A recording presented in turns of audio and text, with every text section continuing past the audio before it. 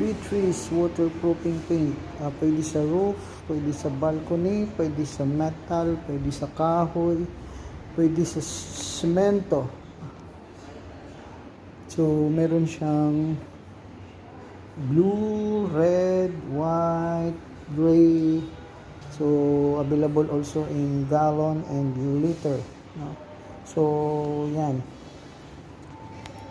Pwede siya sa flooring, pwede siya sa mga CR, no? Pwede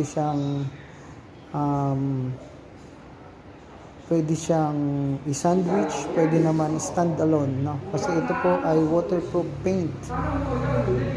Rubberized waterproof paint ng Tree Trees. Ang tawag sa kanya ay Tree Trees roof waterproofing, but hindi lang siya pang roof, but pwede na siya sa maraming uses, sa multipurpose siya.